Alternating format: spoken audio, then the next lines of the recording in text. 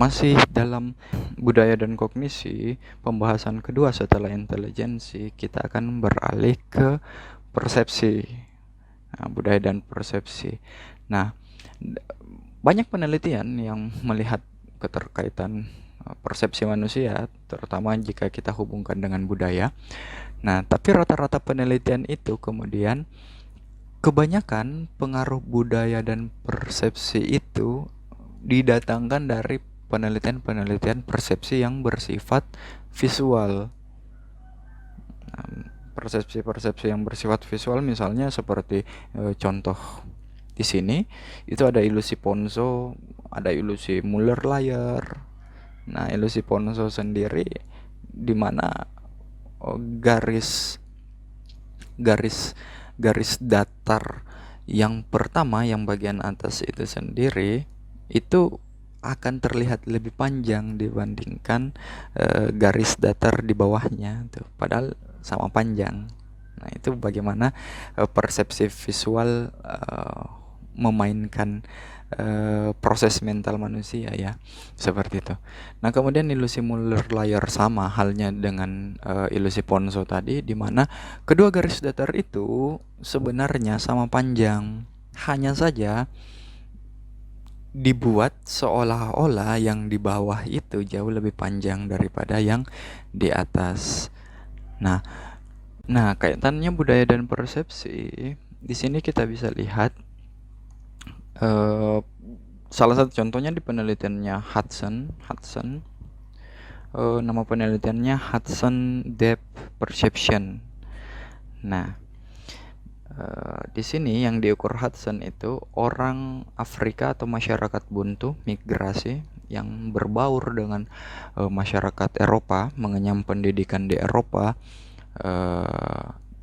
dan dibandingkan dengan masyarakat Buntu, masyarakat Afrika yang tidak mengenyam pendidikan, tetap di kampungnya, dia tidak migrasi ke Eropa.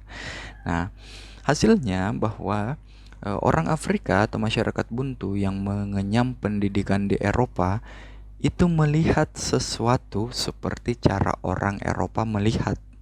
Itu seperti di gambar B modelnya. Jadi kalau misalnya ada 3 gambar, manusia, gajah, dan rusa. Nah, kalau orang Afrika yang sudah mengenyam pendidikan di Eropa, dia akan mengatakan bahwa gajah ini tetap lebih besar, gajah yang di tengah ini tetap lebih besar daripada rusa dan manusia, gitu. Nah, sedangkan masyarakat Buntu yang asli di Afrika sana yang tidak mengenyam pendidikan, dia akan tetap melihat gajah sebagai objek yang lebih kecil.